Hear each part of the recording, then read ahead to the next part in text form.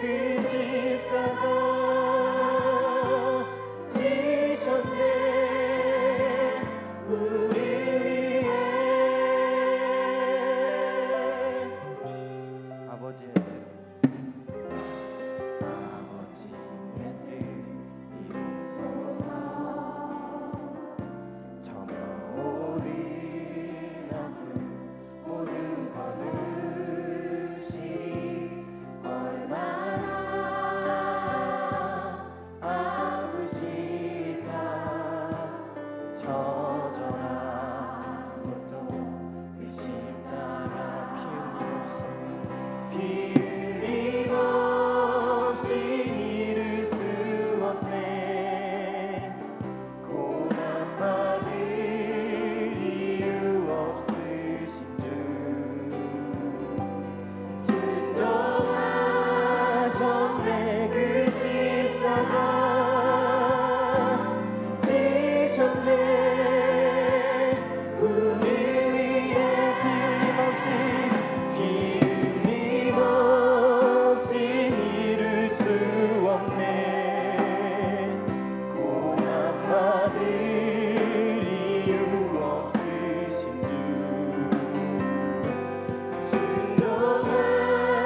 순종하셨네. 그 십자가 지셨네 우리 위해. 피 흘림없이 이룰 수 없네. 고난받을 이유 없으신 주 순종하셨네. 그 십자가 지셨네 우리 위해.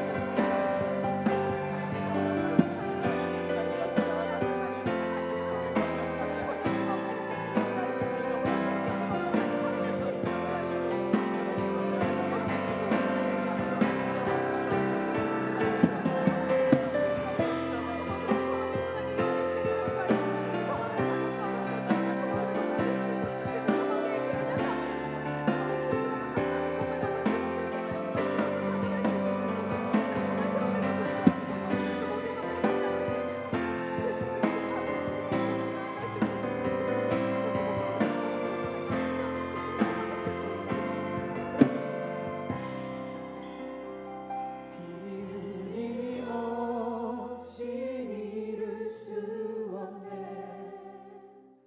고난받을 이유 없으신 주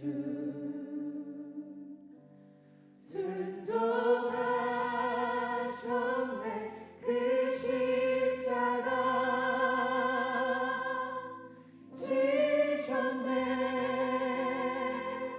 우리 위해.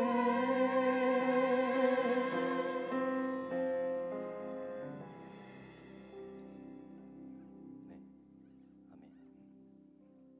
우리 계속해서 하나님을 찬양하는 그런 자녀들 되기 원합니다.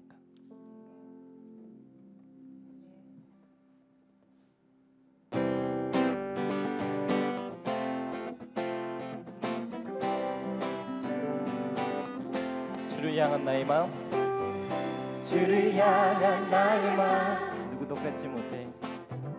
누구도 뺏지 못해.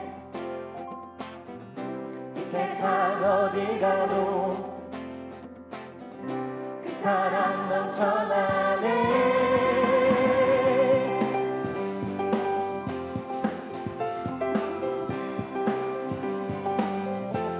주를 향한 나의 마음, 주를 향한 나의 마음 누구도 뺏지 못해. 세상 어디 가도 사랑 넘쳐나네. 주를 향한 나의 사랑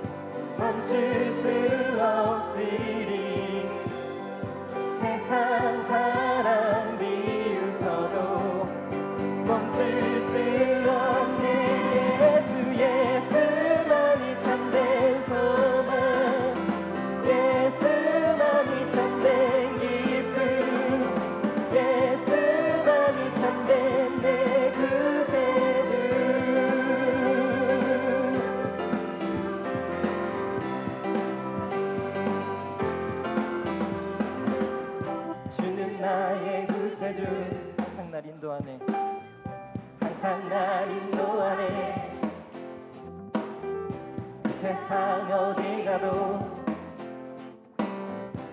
사랑 전하리라. 주를 향한 나의 사랑 감출 수 없으리. 세상 사람 비웃어도 멈출 수 없네.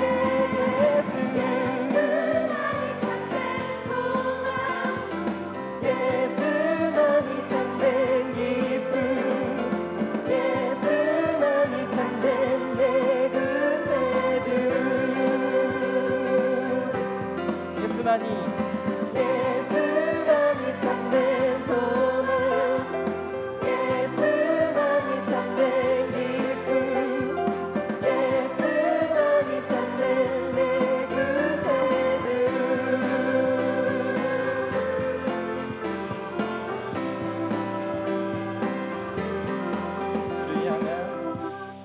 주를 향한 나의 사랑 감출 수 없으리. 세상 사람 비웃어도 멈출 수 없네. 주를 향한 나의 사랑 감출 수 없으리. 세상 사람 비웃어도 멈출 수 없네. 예수만이 참된 소망, 예수만이 참된 기쁨, 예수만이 참된 내 구세주. 예수만이 참된 소망, 예수만이 참된 기쁨, 예수만이 참된 내 구세주.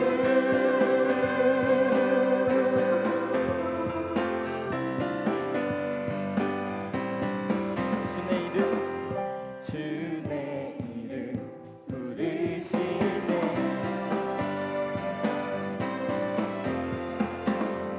주님 앞에 나서리라.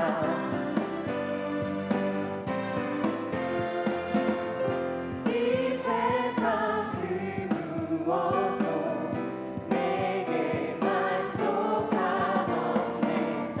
주님 유일함은 나 주 위에 살겠네. 주님께 모두 드리리. 내 모든 삶 주님 앞에 난 모두 다 드리리.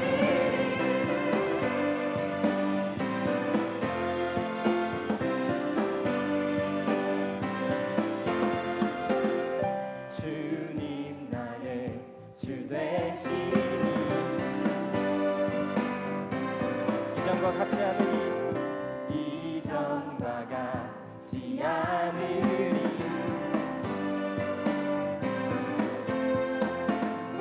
이 세상 그 무엇도 내게 만족함없네. 주님 유일함은 나 주 위에 살겠네. 주님께 모두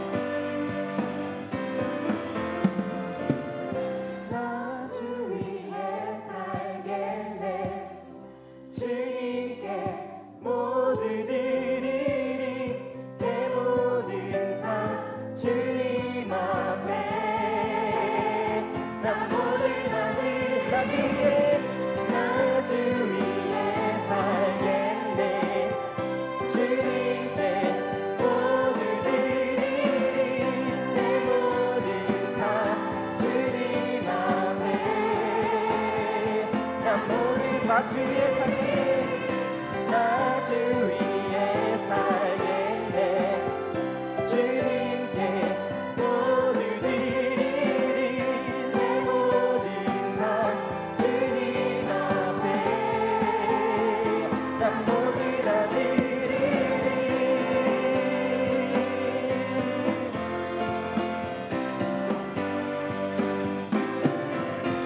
하나님께 영광의 박수 올려드리기 원합니다. 아멘.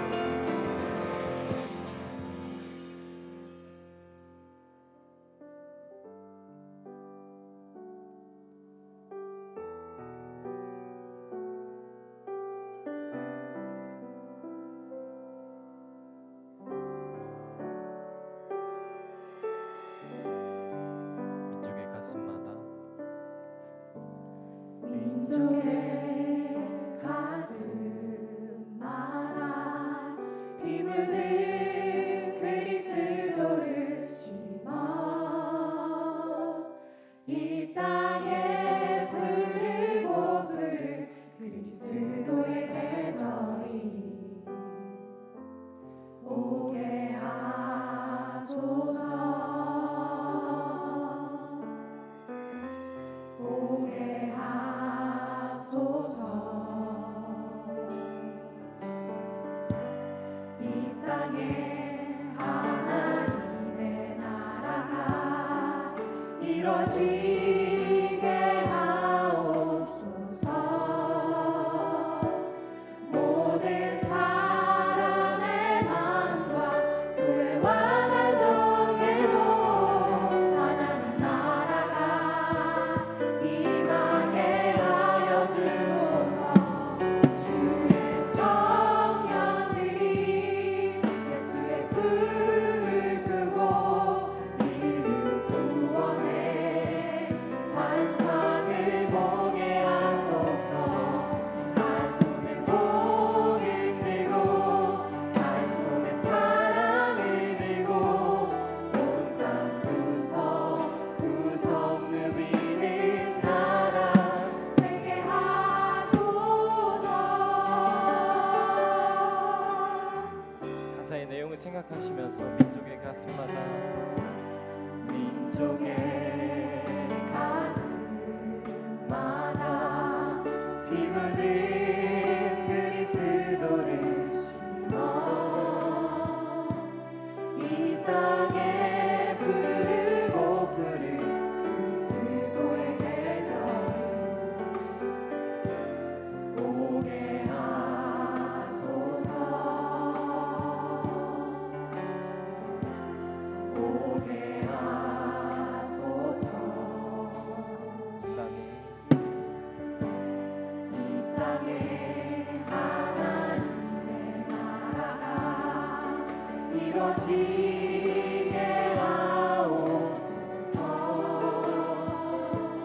모든 사람의 마음과 교회와 가정에도 하나님 나라가 임하게 하여 주소서 주의 청년들이 예수의 꿈을 꾸고 인류 구원의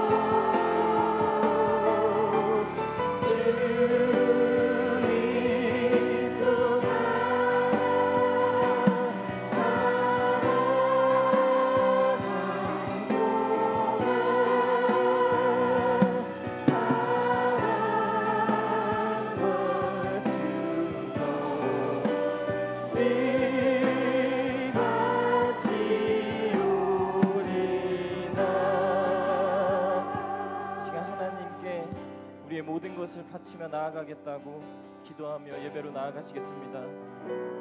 하나님 붙잡아 주시옵소서. 우리 가운데 함께 하소서. 모든 것을 바쳐서 주님 하나님의 삶을 우리 가운데 함께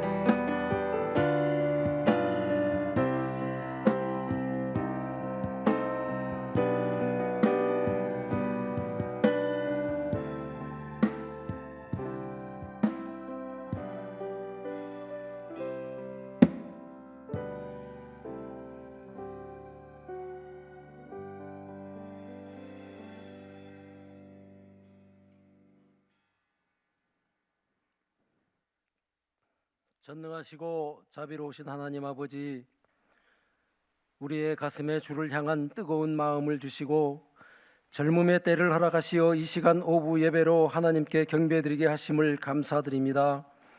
무엇보다도 생명의 주인이 하나님이신 것을 알게 하여 주시고 주 예수 그리스도로 말미암아 누리는 구원의 은혜 안에서 주님의 놀라운 사랑과 말씀에 순종하며 살 수 있도록 믿음 주신 그 은혜에 감사드립니다. 그러나 저희들은 아직 젊기 때문에 하나님이 원하시는 것보다 육신의 소욕에 따라 살았습니다. 세상의 재미에 빠져 하나님을 멀리 떠나 있기도 했던 저희들을 용서하여 주시옵소서. 하나님 아버지, 세계는 이슬람 무산당체 IS 세력이 평화를 위협하고 있으며 전쟁과 테러, 이념과 종교 갈등, 세계 경제 둔화, 북한의 핵실험, 지구의 온난화로 인한 자연재해와 질병, 굶주림과 같은 소식을 접합니다. 하나님, 우리가 살고 있는 지구촌이 악의 세력은 물러가게 해주시고 전쟁과 테러, 자연재해로부터 더 이상 희생되지 않도록 하시며 세계 경제도 회복되어 평화롭고 안전하고 살기 좋은 지구촌이 되게 도와주시옵소서. 하나님 아버지, 교회는 내일부터 신년맞이 부흥회가 열립니다. 오실 강사 목사님 성령 충만함을 주셔서 은혜가 넘치는 부흥성회가 되게 해주시며 성도들의 직장과 사업장 등 모든 삶의 현장에 금년 한 해에도 풍성함을 더하여 주심으로 아름다운 성진이 봉헌될 수 있도록 복내려 주시옵소서. 고훈 담임 목사님 남은 목회 사역 잘 마무리하게 하여 주시옵시고 이 시간 허요한 목사님 말씀 선포하실 때에 진리의 말씀, 생명의 말씀이 선포되게 하시어 그 말씀에 힘입어 삶 속에서 동행하시는 하나님을 체험케 하시고 주님 뜻 안에서 빛과 소금으로 살게 하셔서 그리스도의 편지가 되고 향기가 되어 복의 사람으로 세상을 밝힐 수 있게 하여 주시옵소서. 학업, 군복무, 취업, 결혼 등을 위해 강구하는 청년들에게 길이 열리는 한 해가 되게 하시며 청년부를 섬기시는 목사님, 장로님, 집사님들과 권사님들, 공동체를 섬기시는 간사, 국장, 스택들 모든 청년들의 수고를 기억하여 주시옵소서. 이 예배가 하나님 앞에 온전히 드려지게 하시며 마치는 시간까지 성삼위일체 하나님께서 함께하여 주실 줄 믿고 우리 주 예수 그리스도의 이름으로 기도하옵나이다. 아멘.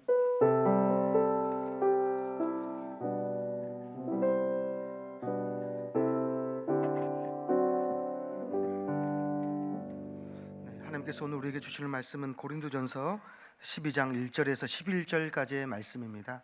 고린도전서 12장 1절에서 11절까지의 말씀, 신약성서 277페이지에 있습니다. 제가 이 말씀을 봉독해 올리도록 하겠습니다. 형제들아, 신령한 것에 대하여 나는 너희가 알지 못하기를 원하지 아니하노니 너희도 알거니와 너희가 이방인으로 있을 때에 말 못하는 우상에게로 끄는 그대로 끌려갔느니라. 그러므로 내가 너희에게 알리노니 하나님의 영으로 말하는 자는 누구든지 예수를 저주할 자라 하지 아니하고 또 성령으로 아니하고는 누구든지 예수를 주시라 할 수 없느니라. 은사는 여러 가지나 성령은 같고 직분은 여러 가지나 주는 같으며 또 사역은 여러 가지나 모든 것을 모든 사람 가운데서 이루시는 하나님은 같으니 각 사람에게 성령을 나타내심은 유익하게 하려 하심이라.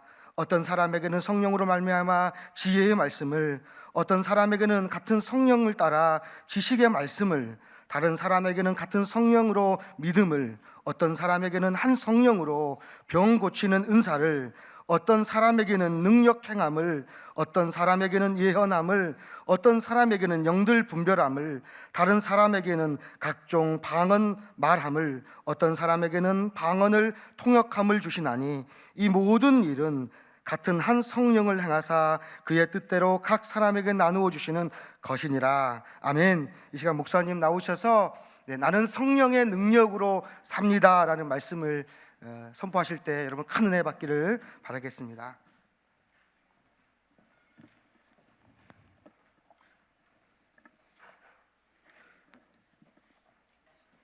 2주 만에 뵙네요. 잘 지내셨어요? 네. 우리 옆에 있는 분들이랑 한번 이렇게 인사할까요? 나는 성령의 능력으로 삽니다. 네. 이제 2016년 오늘이 세 번째 주일인데 그 작년 예배 시간에는 첫 번째 주일부터 시작을 해서 나는 누구인지 또 정체성 이런 주제를 가지고 말씀을 나누고 있어요. 그런데 이 말씀을 삼위일체 하나님의 위격을 따라서 이렇게 나눠봤습니다. 그래서 첫 번째 주에는 나는 하나님 은혜로 삽니다. 둘째 주 지난주에는 나는 그리스도 예수 안에 삽니다. 그리고 오늘은 나머지 한 분, 나는 성령의 능력으로 삽니다. 이런 제목으로 우리가 말씀을 함께 나누려고 합니다. 오늘 함께 읽어주신 고린도전서 12장 1절에서 11절은 내가 성령의 능력으로 사는 것이 어떤 것인지에 대해서 생각할 때 꼭 함께 우리가 생각해 볼 만한 그런 귀한 말씀입니다. 이 말씀을 시작을 하면서 우리 고린도라는 도시 그리고 고린도라는 교회에 대한 이야기를 먼저 좀 나눴으면 좋겠어요. 신약 성경에 보면 아주 많은 교회들이 이렇게 등장을 합니다. 그렇죠? 그러니까 지역마다 이렇게 교회들이 많이 등장을 하는데 그 많은 교회들 중에 현대 교회, 오늘 우리가 살고 있는 이 시대의 교회와 가장 비슷한 교회가 어쩌면 고린도 교회가 아닐까 이런 생각이 들어요. 왜냐하면 이 고린도라는 도시의 특징 때문에 그렇습니다. 고린도라는 도시는 교통이 아주 발달된 그런 도시였습니다. 지중해 그 동과 서를 연결하는 항구가 있는 도시였고, 그리고 그 그리스 반도의 남과 북을 연결하는 육지의 교통의 요충지였습니다. 교통이 아주 좋죠. 그러니까 동서로는 지중해, 남과 북으로는 그리스 반도를 연결하는 아주 좋은 위치에 있습니다. 이렇게 이제 교통만 좋을 뿐만 아니라 여기는 이제 고고학자들의 연구를 해보니까 뭐 구리를 세공한다든지 또는 도자기를 만든다든지 이런 그 수공업들이 많이 발달을 했고 또 항구가 있으니까 무역을 많이 하게 되었습니다. 그러다 보니까 자연스럽게 이 도시가 이 돈이 많아지는 거예요. 경제가 활성화되죠. 그래서 호머라는 아주 유명한 그리스의 작가가 있는데 이 사람이 자기가 쓴 일리아드라는 책에다가 이 고린도에 대한 이야기를 써놨는데 뭐라고 해놨냐면 부유한 도시, 아주 부유한 부자 도시 이렇게 표현을 해놨어요. 그리고 이렇게 돈이 많이 생기면 그리고 경제가 활성화되면 그 동네에는 그 민족만이 사는 게 아니라 자연스럽게 다른 민족의 사람들이 이제 유입이 되죠. 그래서 돈을 벌기 위해 경제 활동을 하기 위해서 이렇게 몰려들게 됩니다. 그래서 이 고린도는 일종의 국제 도시였습니다. 인종이 다양한 글로벌한 그런 도시였어요. 그런데 사람들이 이제 고린도로 몰려들게 되었을 때 그냥 오는 게 아니고 자기네 본래 문화를 가지고 올 거 아니에요. 그러니까 각 민족의 신들이 같이 들어온 거예요. 그러니까 종교적으로도 어땠을까요? 혼재되어 있는 그런 상황이겠죠. 고린도에서 출발하는 일종의 항해를 시작한다 그러면 이 항해를 시작하는 그 배에 타고 있는 선원들은 아주 국제적인 거죠. 다양한 민족 사람들이 섞여 있는데 이 사람들은 각자가 섬기는 신에게 다 안전한 항해를 위해서 기도하는 거예요. 그렇게 다양한 신들 가운데는 사랑의 여신이라고 불리우는 아프로디테라는 여신이 있었어요. 옛날에 팝송 부르는 그 그룹 중에 아프로디테스 차일드라는 그룹도 있었어요. 근데 아프로디테라는 이 사랑의 여신은 그 고린도에 신전이 있었는데 그 신전에는 여자 사제들이 이 창녀 역할을 했습니다. 그러니까 욕망을 발산하기에도 아주 좋은 도시였습니다. 이 고린도 보세요. 교통 좋죠. 그다음에 돈도 많죠. 그리고 인종이 아주 다양하죠. 그리고 종교도 다양하죠. 거기에다가 본인들이 쾌락을 즐기거나 욕망을 뽐내거나 뭐 이런 것들을 할 수 있는 여건이 아주 잘 구비된 일종의 국제 도시입니다. 근데 그런 국제 도시에 뭐가 생겼냐면 교회가 생긴 거예요. 교회가. 우리 안산제일교회도 그런 국제 도시 아닙니까? 교통 참 좋잖아요. 안산에 제가 처음에 와서 느낀 게 뭐였냐면 사통팔달 교통이 정말 좋구나 그런 느낌을 참 많이 갖게 됐어요. 교통 좋죠. 그리고 우리 안산은 이제 또 공단이 옆에 이렇게 있다 보니까 경제적으로 비교적 아주 부유한 편입니다. 많이 이렇게 발전이 되어가고 있는 도시예요. 그렇기 때문에 외국인 노동자들도 많이 들어와 있죠. 외국인들이 많이 살고 있습니다. 그래서 다양한 인종들이 섞여 살고 있는 우리나라에서 가장 국제적인 도시일 겁니다. 그렇죠? 총 인구 중에 10% 이상이 외국인으로 구성되어 있으니까요. 아닌가요? 게다가 종교야 뭐 원래 우리나라가 다양한 종교가 있으니까 또 종교적으로도 다양하죠. 저는 아직 안산 중심지를 이렇게 호구 조사를 해보질 않아서 잘 모르겠지만 뭐 노는 거 좋죠. 놀기 좋죠. 네, 그래서 내 쾌락과 욕망을 발산하기에 너무 좋은 도시입니다. 그게 바로 안산인데 거기에 교회가 세워져 있는 거예요. 그렇기 때문에 우리가 이런 도시에서 교회가 어떻게 복음을 전하고 또 교회가 교회다움을 유지할까, 이 고린도라는 교회의 특징을 살펴보면 그런 것들에 대한 우리가 일종의 반면 교사를 얻을 수 있겠죠. 이 고린도 교회는 사도 바울이 거의 처음에 이렇게 이제 설립 멤버였습니다. 이 브리스길라와 아굴라, 청년부에 부하 공동체가 있더라고요. 그죠? 브리스길라와 아굴라의 첫 글자를 따서 부하 공동체인데 그 브리스길라와 아굴라는 천막을 제조하던 사람들이었죠. 이 사람들의 후원을 받아서 바울이 교회에 사역을 하게 되고 이제 뒤늦게 목회팀으로 실라와 디모데라는 사람이 합류하게 돼요. 그렇게 해서 사도행전의 기록에 보면 바울이 거기에서 약 1년 6개월 정도를 체류하면서 교회를 섬기게 됩니다. 교회에 아주 유능한 사람들이 많이 있어서 자기 가지고 있는 재능을 뽐내면서 아주 멋지게 교회 사역에 동참을 했죠. 그런데 문제는 이 바울이 떠난 다음이에요. 이 바울이라는 아주 유능한 리더가 떠난 다음에 이 교회에서 불편한 소리들이 많이 들려오는 겁니다. 이 바울에게도 그런 이야기들이 들려오게 되고 거기에 대해서 바울이 편지를 쓴 것이 고린도 전서와 고린도 후서예요. 근데 이 교회에는 문제가 참 많았습니다. 이 고린도 교회 사람들이 바울이 떠난 다음에 이제는 좀 귀가 좀 높아졌어요. 눈이 좀 높아진 거예요. 그래가지고 어떤 설교가 좋은 설교냐, 자기 취향에 따라서 평가하기 시작을 하는 겁니다. 그래서 나는 바울이 좋다, 나는 아볼로가 좋다, 나는 개발하는 이 베드로가 좋다, 또 어떤 사람 나는 그리스도가 좋다, 뭐 이런 식으로 이 분파가 나누어지게 된 거예요. 파당이 생긴 겁니다. 심지어 이 교회 안에는 또 아주 그 성적인 문제들이 좀 심각했어요. 고린도전서 5장 1절에 이런 기록이 있습니다. 한번 같이 읽어볼까요? 5장 1절입니다. 시작.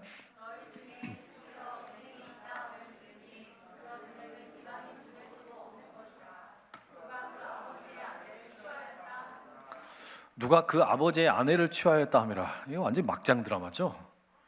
아마 아버지에게 이 아내가 여러 명이 있었던 것 같아요. 그렇죠? 그런 상황이었던 것 같은데 여하튼 이런 식의 성적인 문란함이 어디에 있었냐면 교회 안에 있었어요. 또 고린도전서 6장에 가보면요, 교회 안에서 내부적으로 의견이 통일이 안 돼서 다툼이 일어나고 이제 반목을 하게 되는데, 이걸 안에서 해결이 안 되니까 어떻게 해버리냐면은 세상의 법정에 가지고 가서 꼰질러 버립니다. 고소 고발을 막 주고받는 거예요. 서로 시시비비를 가리겠다라는 이런 일들이 벌어지게 된 거죠. 이런 문제가 고린도전서에 가득합니다. 뭐 결혼에 대한 문제, 또 우상에 대한 문제, 예배를 드릴 때 여성의 머리가 흘러내리는 문제.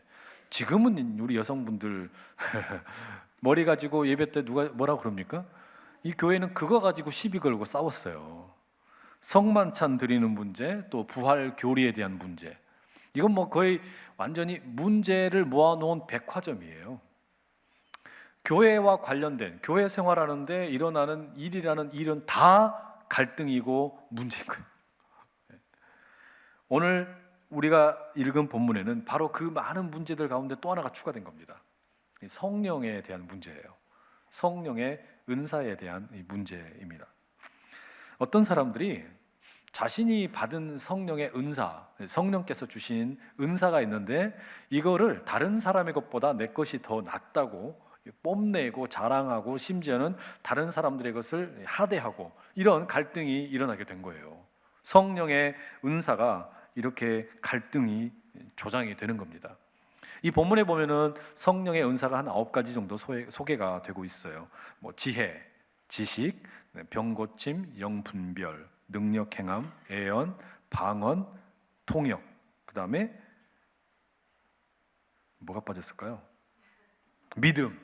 이렇게 9가지. 이런 9가지 은사가 나오는데, 이거는 성령의 은사가 전부 9가지라는 말이 아니고 대표적인 것을 이제 예를 들어서 이렇게 보여주고 있는 겁니다. 여러분 한번 가만히 생각해 보세요.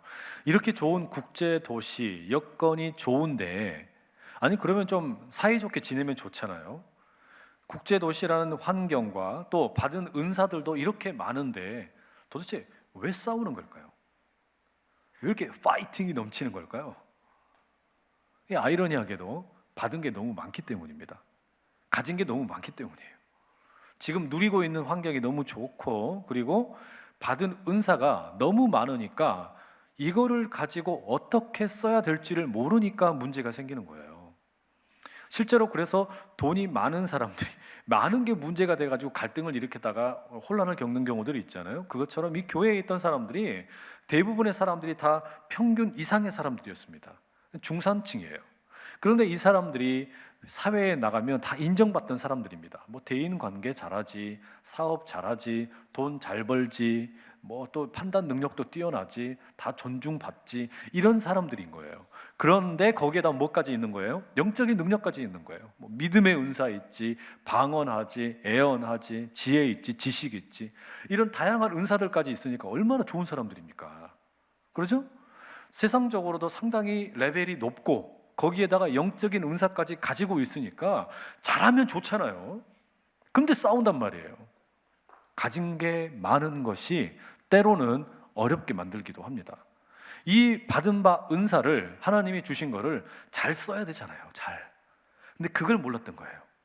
나에게 주어진 이 조건들을 가지고, 내게 주어진 이 은사들을 가지고 어떻게 활용하고 어떻게 살아야 할 것인지, 말하자면 일종의 선명한 기준이 없었던 거예요. 나는 이 하나님께서 주신 것을 가지고 어떻게 살아야 할까? 여기에 대한 기준이 없어서 다툼이 일어나고 싸움이 일어났다는 말이죠. 바로 그것이 이 고린도 교회가 갖고 있던 이 영적인 문제, 그러니까 특별히 성령의 능력과 은사에 관련된 이 문제의 핵심이었습니다. 자, 여러분들은 지금 성령, 성령님, 성령의 능력, 성령의 은사, 이런 말을 들으면 어떠세요? 그 감흥이 오십니까? 제가 생각하기에는 지금도 우리 한국 교회에서는요, 이 성령님 그러면 좀 무시하거나 침묵하거나 모른 척하는 그런 경향들이 좀 많이 있어요. 왜냐하면 성령 그러면 아주 문제 있는 분이라고 생각을 많이 했기 때문입니다. 성령께서 문제가 있어서가 아니라 성령에 대한 사람들의 오해가 문제가 있었기 때문이죠. 사람들의 생각이 말이죠. 그건 무슨 말이냐면, 어떤 건강하지 못한 그 성령 사역, 성령 운동, 성령의 은사에 대한 이해, 이런 것들이 너무 많았던 거예요.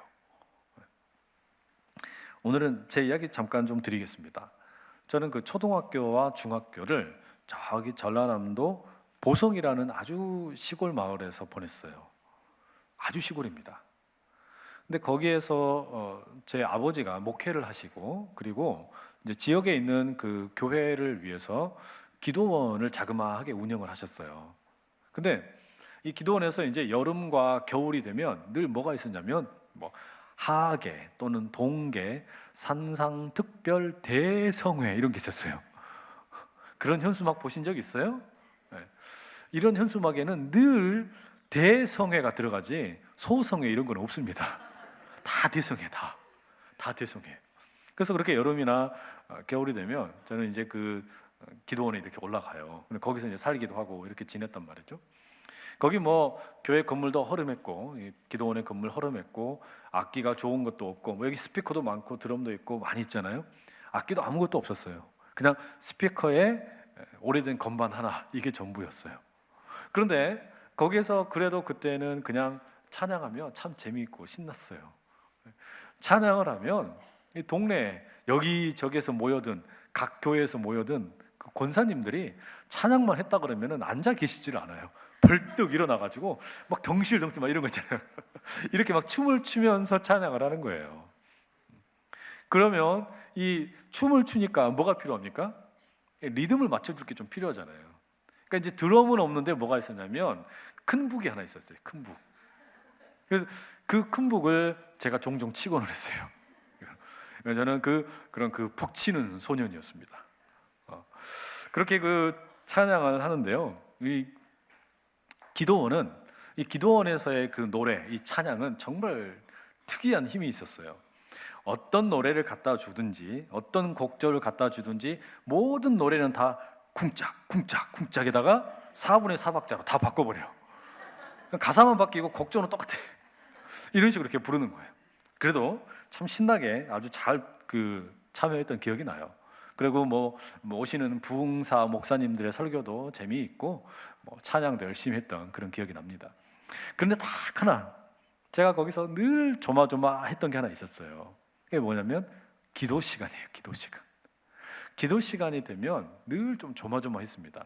특별히 뭐 성령의 능력이나 은사나 이런 거를 강조하는 목사님이 오셨다. 마음이 어렵습니다. 저는 그냥 이제 북 치면서 기도하고 아니면은 엎드려서 이렇게 기도하고 있는데 그 권사님들께서 금방 밭을 메고 오신 분들 같아요. 그냥 손이 서뚜껑만 해요. 권사님들 손이.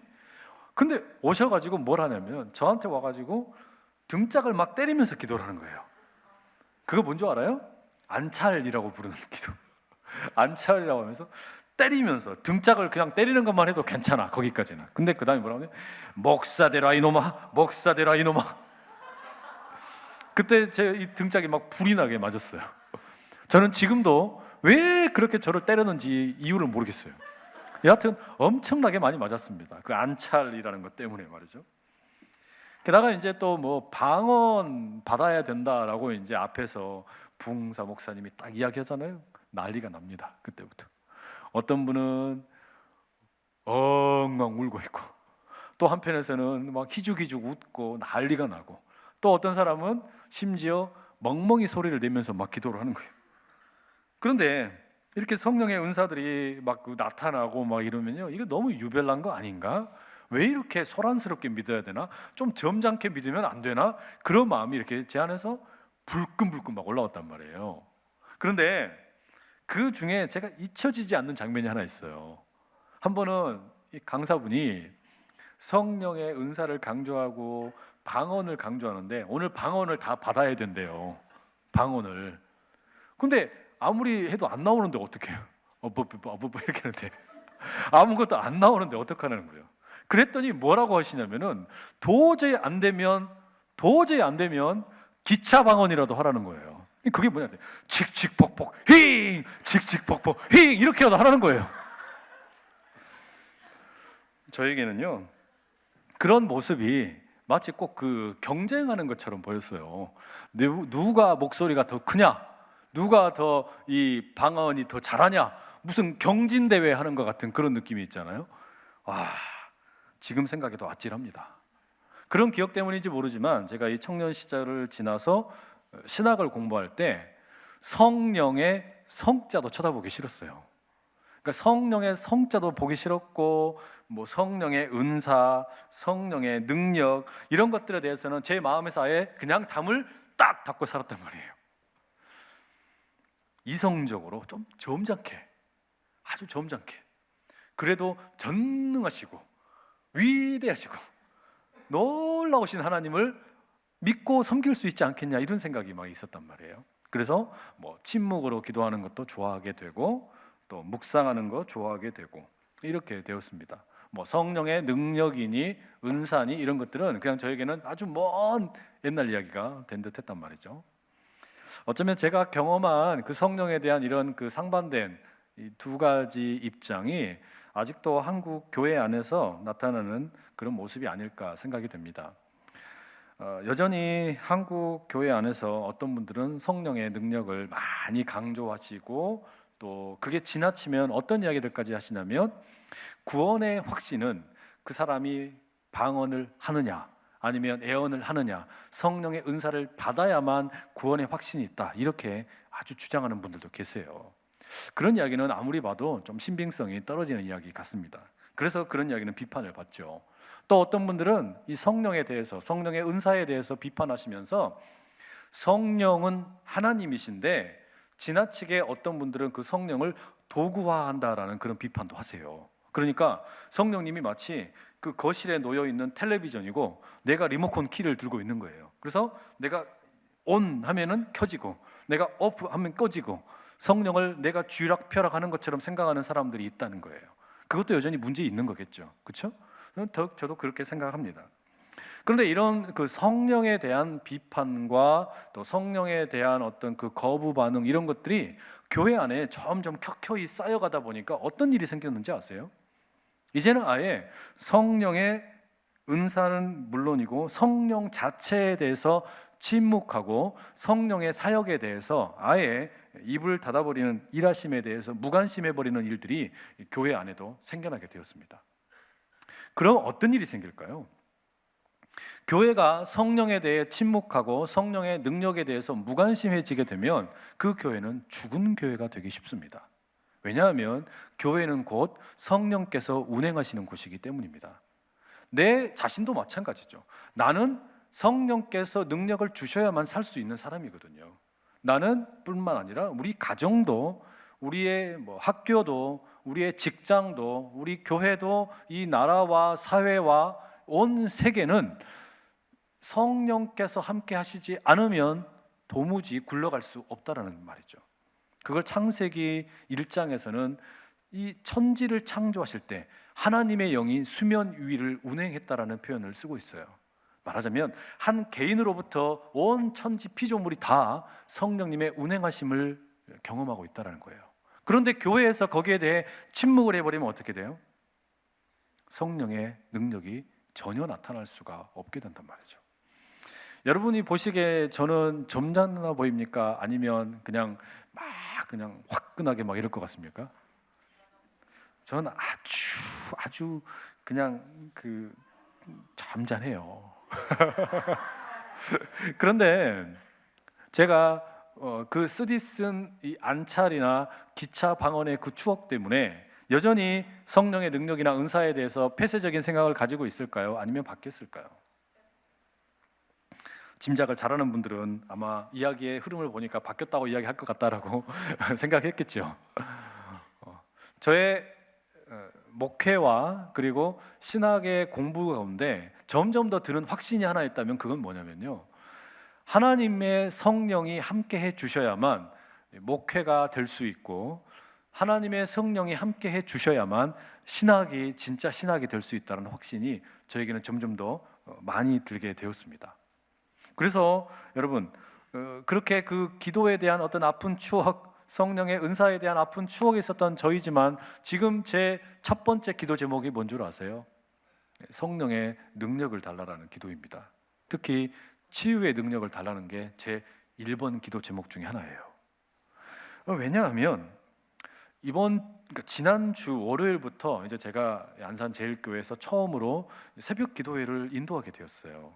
그런데 처음 맡은 새벽 기도회가 하필이면 또 내일부터 시작되는 부흥회에 준비를 하는 특별 새벽 기도회. 아니 어떻게 처음 시작하자마자 특별한 걸 해버렸어요. 특별 새벽 기도회를 시작하게 되었는데 이제 월요일과 화요일 이 기도 자리에 가서 우리 청년들 기도 제목도 있고 어르신들 기도 제목도 있고 그 기도 신년 기도 제목을 보면서 이렇게 기도를 하는 거예요. 그런데요, 자 가만히 보니까 이 기도의 제목에 몸이 아픈 분들, 마음이 아픈 분들 이런 분들이 너무너무 많은 거예요. 너무너무 많아요. 그러니까 그런 그 간절한 마음을 가지고 기도의 제목을 주셨는데 물론 저는 그 자리에 앉아서 그 기도 제목 읽고 기도할 수 있어요. 그런데 월요일, 화요일이 지나면서 제 마음에 어떤 생각이 들었냐면 내 힘이 닿는다면 할 수만 있다면 이분들 직접 기도하고 싶다라는 생각이 들었어요. 직접 기도해 주고 싶다는 생각 말이죠. 그래서 수요일부터는 그냥 새벽 기도회 시간에 기도가 필요하신 분은 나오시라고 했어요. 그리고 그분들을 위해서 안수하면서 기도했습니다. 그런데 그렇게 누군가를 치유가 일어나기를 간절히 원하는 마음으로 기도했으니까 그러면 성령께서 저에게 치유의 능력을 주셔야 될 거 아닙니까? 그래서 저는 그것을 기도한다라는 말입니다. 아픈 분들이 몸이 되었든 마음이 되었든 가정의 위기를 만났든 아니면 뭐 개인적인 어떤 여러 가지 스트레스 때문에 정신적인 혼란을 겪고 있든 그 무엇이 되었든 아픈 분들이 함께 기도하면 벌떡벌떡 일어나는 그런 일들이 일어날 수 있다면 너무 좋겠다는, 그리고 그런 일이 일어날 것이라는 확신이 제 마음에 강하게 들었다는 이야기예요. 이틀이 지난 수요일 새벽부터 그렇게 기도하고 있는데 이런 걸 가리켜서 누가 뭐 신비주의라고 비난을 해도 저는 별로 상관없습니다. 왜냐하면 저는 성령께서 우리의 기도에 함께 하시면 그런 일들이 충분히 일어난다고 믿기 때문입니다. 그런데 그렇게 성령에 대해서 인정을 하고 성령의 사역과 성령의 은사에 대해서 마음을 열어놓고 가면서도 한편으로는 무엇이 있냐면요, 이 성령 사역은 브레이크가 필요합니다. 왜냐하면 성령 사역은 일종의 달리는 자동차와 같기 때문입니다. 성령 사역은 달리는 자동차인데 그 자동차에 만약에 브레이크가 없게 되면 어떤 일이 생길까요? 달리면 달릴수록 대형 사고가 날 위험이 커지는 거예요. 달리면 달릴수록 훨씬 더 위험한 일이 생기기가 가능성이 높아지기 때문에 반드시 성령 사역은 브레이크가 필요하다라는 말이에요. 하지만 그럼에도 불구하고 건강한 성령 사역에 대한 이해와 모델이 생기게 되면 성령에 대한 건강한 이해가 우리 모두를 더 자유롭고 건강하고 평안함과 기쁨으로 이끌어 줄 걸 믿습니다. 왜냐하면요, 한번 따라해 보실래요? 나는 성령의 능력으로 사는 사람입니다. 내가 성령의 능력으로 사는 사람이라는 그 확신이 그리스도인에게는 있어야만 합니다. 그게 우리를 정체성, 나의 정체성, 내가 누구냐라는 이야기에 어쩌면 세 번째 고백이기 때문입니다. 우리가 성도로 살아가려면 내가 그리스도인 청년으로, 내가 하나님의 백성으로 살아가려 그러면 반드시 필요한 게 이 성령의 경험이에요. 성령의 능력이에요. 성령의 은사예요. 이건 마치 뭐와 똑같으냐면 군인으로 명 받았고 군인으로 부름을 받았는데 총칼 없이 전쟁터에 못 나가는 것과 똑같은 거죠. 내가 군인으로 명 받았으면 군인으로서 나가서 싸워야 되는데 그러면 그에게는 반드시 뭐가 필요합니까? 방패가 됐든 군복이 됐든 총이 됐든 칼이 됐든 대포가 됐든 자기 개인 화기와 그리고 함께 움직일 수 있는 뭐 대포와 같은 탱크와 같은 이런 무기들이 필요한 거 아니겠어요? 마찬가지인 거예요. 하나님의 사람이, 그리스도인이 성령의 능력이 없이, 성령의 은사가 없이 세상에 나가서 그리스도인으로 싸울 수 있냐? 없어요. 백전백패인 겁니다. 그렇기 때문에 비실비실하고 넘어져 있고 숨만 쉬고 있는 무기력한 식물인간 같은 그런 그리스도인들이 너무너무 많이 널려 있는 거예요. 그들에게 지금 필요한 것은 인공호흡 정도 하고 끝나는 것이 아니라 벌떡 일어나서 하나님의 정의 군대가 되어서 나아갈 수 있는 용맹한 변화가 있게 되어야 될 줄로 믿습니다. 바로 그런 일이 경험이 되려고 그러면 성령께서 어떤 일을 하시는지 우리가 알 필요가 있겠죠. 첫째로는요, 이 성령께서는 우리에게 예수님이 주님이시라는 것을 가르쳐 주세요. 오늘 우리가 읽은 본문 3절 한번 같이 한번 읽어볼게요. 3절입니다. 시작. 그러므로 내가 너희에게 알리노니 하나님의 영으로 말하는 자는 누구든지 예수를 저주할 자라 하지 아니하고 또 성령으로 아니하고는 누구든지 예수를 주시라 할 수 없느니라. 이 성령이 하시는 가장 중요한 일 중에 하나는 뭐냐면 내 인생의 주인이 예수님이라는 것을 가르쳐 주는 일입니다. 그러니까 성령께서 함께 하셔야만 여러분 우리가 이 자리에 앉을 수가 있는 거예요. 그리고 이 자리에서 우리가 예수님을 주라고 고백할 수 있다라는 말입니다. 성령이 없으면 그 고백이 나올 수가 없다라는 거예요. 여러분의 입술에 예수님이 나의 주님이라는 고백이 성령과 함께 임할 수 있기를 축복합니다. 이게 우리가 성령이 필요한, 성령의 능력과 은사가 필요한 이유입니다. 또 하나는 이 성령께서는 우리의 기도를 도와주십니다.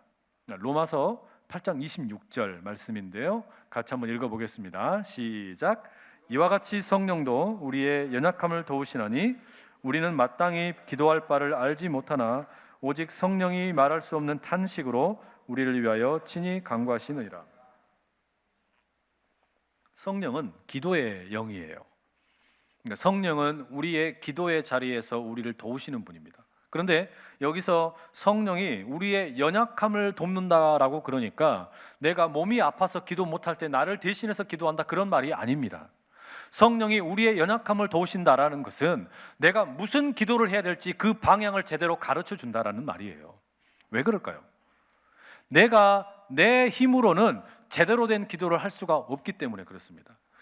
성령께서 우리의 연약함을 도우시고 우리가 마땅히 기도할 바를 기도하지 못하기 때문에 마땅히 기도할 것을 기도할 수 있도록 도와주신다는 말이에요.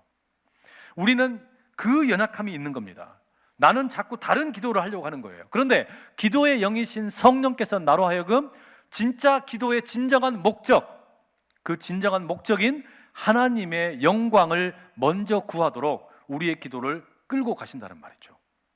그 하나님의 영광을 위해서 먼저 기도하도록 우리를 도우시는 거예요. 그게 성령께서 하시는 두 번째 일입니다.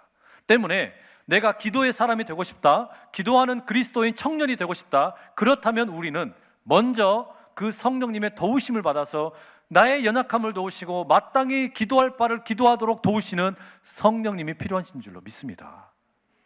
그리고 세 번째로는요, 이 성령께서는 결국 우리에게 하나님의 뜻이 무엇인지를 가르쳐 주세요. 로마서 8장 27절의 말씀도 한번 우리 같이 한번 읽어볼게요. 화면 보시고 읽습니다. 시작. 마음을 살피시는 이가 성령의 생각을 아시나니 이는 성령이 하나님의 뜻대로 성도를 위하여 간구하십니다. 이는 성령이 누구의 뜻대로요? 하나님의 뜻대로. 성령께서 우리의 기도의 영이 되어셔서 우리를 위해서 탄식하시고 기도하시는데 그것은 절대로 우리의 뜻대로 기도하시는 게 아니라는 거예요. 이게 중요해요. 성령께서 우리의 뜻대로 기도를 하시는 게 아니라 하나님의 뜻대로 기도한다는 것은 이미 예수님께서 보여주신 겁니다. 예수님께서 제자들에게 기도를 가르치시는데요, 그 기도를 가르치실 때 기도문에 뭐라고 되어 있습니까? 뜻이 하늘에서 이루어진 것처럼 이 땅에서도 이루어지게 도와주십시오.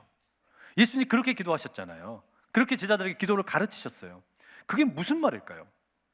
그건 무슨 말이냐면 우리는 그냥 기도하면, 성령의 도우심이 없이 기도하면 하늘의 뜻을 찾는 기도가 아니라 이 땅의 뜻을 찾는 기도에 머무를 수밖에 없다라는 말이에요. 그렇게 되면 내가 교회에 나와서 기도하고 있지만 이 기도의 내용이 절에 가서 하는 기도의 내용이나 이슬람 사원에 가서 하는 기도의 내용이나 산신령에게 하는 기도의 내용이나 아무런 차이가 없게 되는 겁니다. 다 똑같은 거예요. 그러나 내가 땅의 뜻을 구하는 기도가 아니라 하나님의 뜻을 구하는 기도를 한다는 것은 무슨 말입니까? 하나님의 뜻이 나를 통해 이루어지기를 원한다는 거예요. 이게 성령의 도움이 없으면 이루어지지를 않습니다. 왜냐하면 내가 흙으로 지음받은, 흙으로 만들어진 사람이기 때문에 그래요.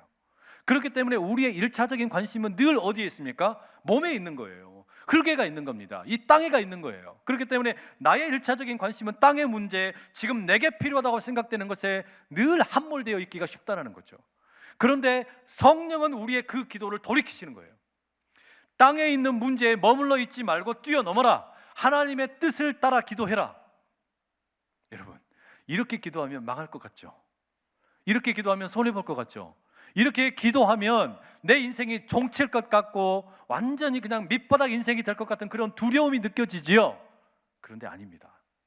하나님의 뜻대로 기도하는 사람의 그 기도를 하나님께서는 외면치 않으시고 땅의 것으로도 충만하게 채워주시는 그런 좋으신 하나님이신 것을 믿으시길 축복합니다. 그렇기 때문에 우리는 이 성령님이 필요한 거예요. 성령의 능력이 필요한 거예요. 나의 기도가 내 기도에 그냥 땅의 문제로만 파묻혀 버리게 되면 어떻게 우리가 하늘을 사는 사람이 될 수 있겠습니까? 하늘의 뜻을 구해야만 그때 비로소 하나님께 속한 사람, 나는 은혜로 사는 사람이라고, 나는 그리스도 안에 사는 사람이라고 비로소 그때 우리가 말할 수 있지 않겠어요? 그렇기 때문에 청년의 때 우리가 연습해야 될 것 중에 하나가 뭐냐? 성령의 도우심을 따라 하늘의 뜻을 구하는 그 기도가 여러분의 기도가 될 수 있기를 간절히 축복합니다. 여러분, 그러면 우리가 성령의 능력을 구하기 위해서, 성령의 은사를 구하기 위해서 달려가야죠. 하나님의 그 도우심을 구해야죠. 왜냐하면 그래야만 우리가 하나님의 증인으로, 예수 그리스도의 증인으로 살 수 있기 때문입니다. 사도행전 1장 8절에는 이런 고백이 나와요. 오직 성령이 너희에게 임하시면 너희가 권능을 받고 예루살렘과 온 유대와 사마리아와 땅 끝까지 이르러 내 증인이 되리라. 내가 하나님의 사람이 되어서 살아보겠습니다.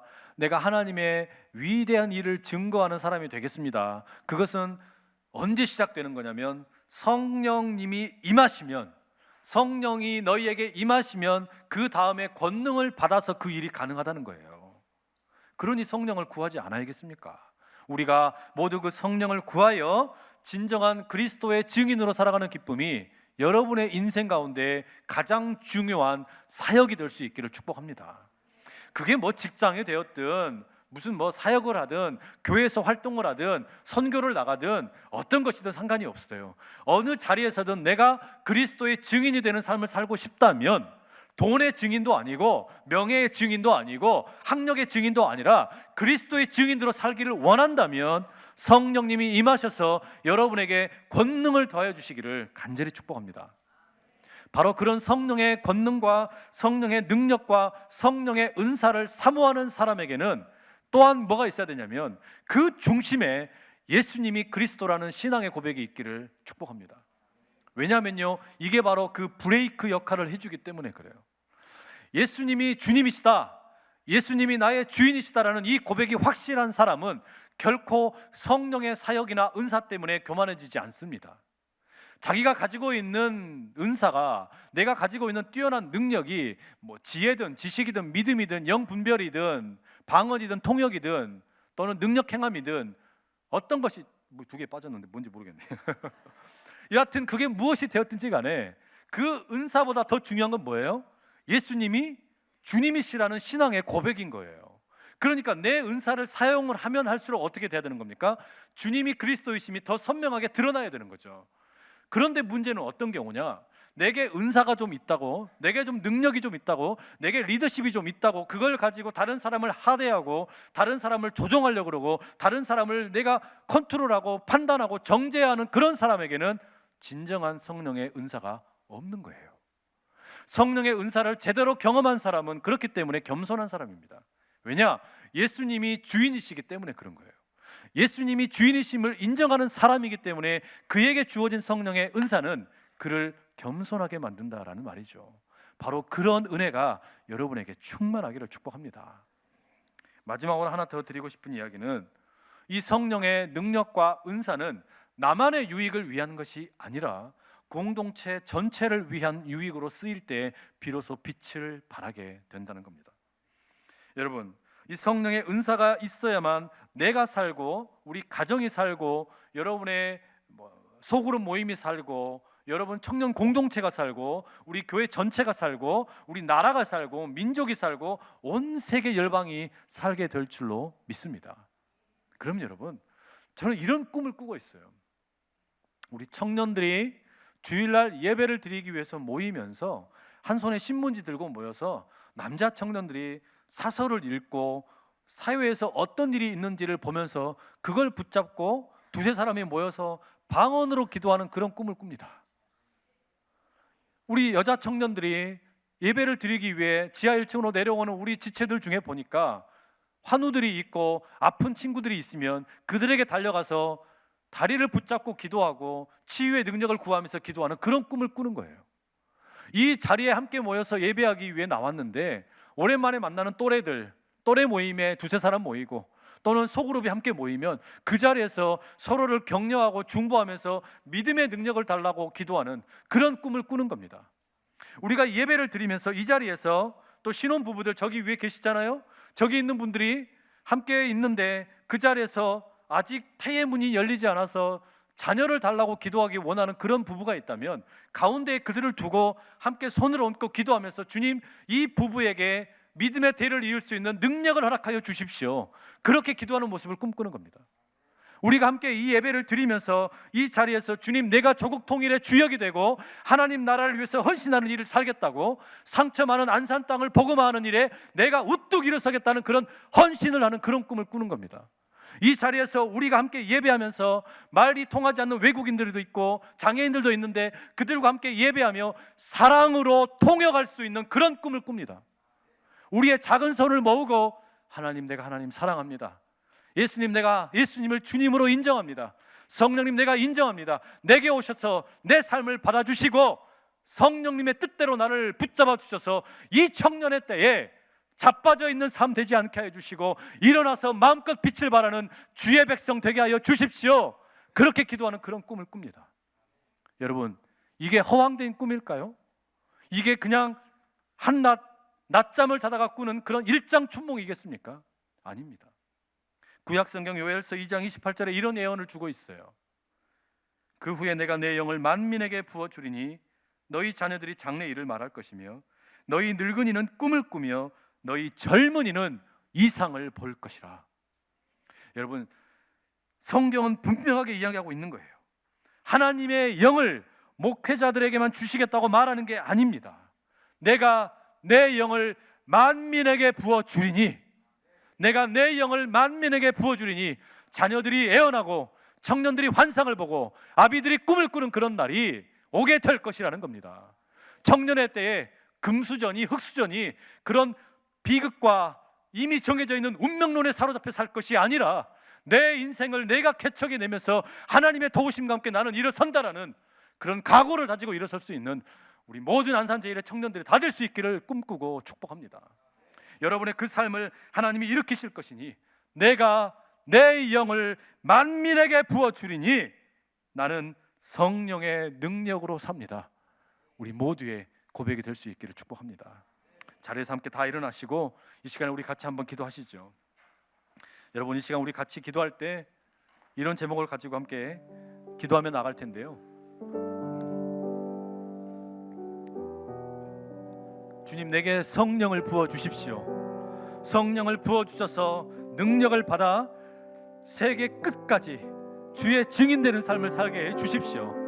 땅의 문제에 사로잡혀서 땅의 것으로만 만족하는 것이 아니라 하늘의 것을 구하며 나아갈 수 있는 하늘 백성으로 살아가는 성령의 능력이 내게도 있게 해주시고 성령의 은사를 주셔서 그것이 나를 교만하게 만드는 것이 아니라 겸손히 주를 따르게 만드는 복된 인생 되게 하여 주십시오.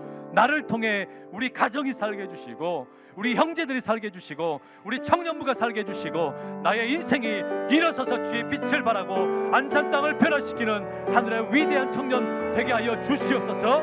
우리 그런 마음을 가지고 주여 힘있게 세 번 외치고 다 함께 기도합니다. 주여, 주여, 주여.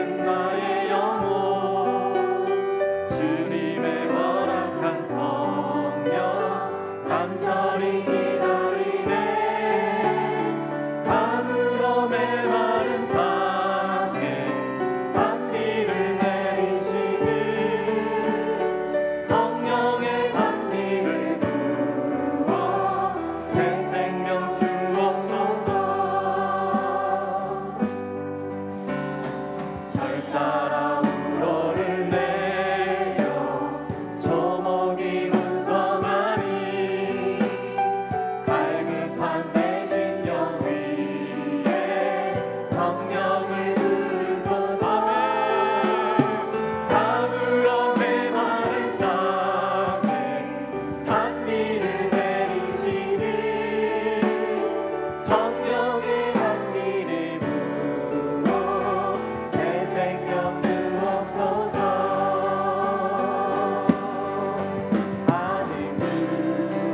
하늘이여소서.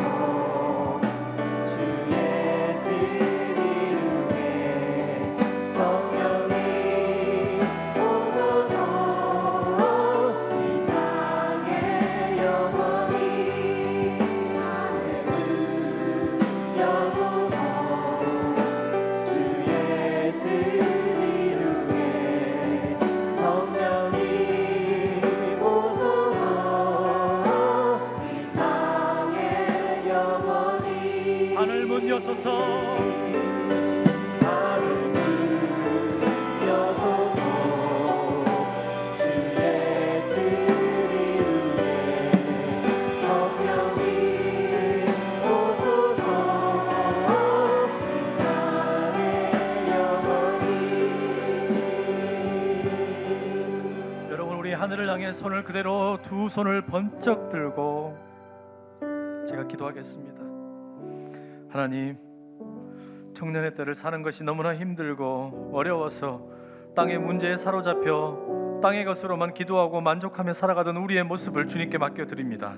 성령께서 도와주시지 않으면 하늘의 것을 구하지 못하는 우리의 형편을 가장 잘 아시오니 주여 오셔서 우리의 인생을 돌이켜 주옵소서. 우리 인생 가운데 새로운 일을 행하여 주시옵소서. 성령께서 함께 하심으로 내 인생이 변화되고 성령의 능력과 은사와 함께 나는 일어납니다. 내 교회가 일어나고 내 가정이 일어나고 내 미래가 일어납니다. 주여 함께하여 주시옵소서. 아버지를 붙들고 나가는 우리 모든 안산제일의 청년들 가운데 성령의 단비를 빈들의 마른 풀 같은 우리의 상태 가운데 가물어 메마른 땅 같은 우리의 상태 가운데 성령의 단비를 마음껏 부어 주시옵소서. 겸손히 주를 인정하고 성령 앞에 온전히 나가는 우리 모두를 주여 마음껏 사용하여 주시옵소서. 예수님 귀하신 이름으로 간절히 기도합니다.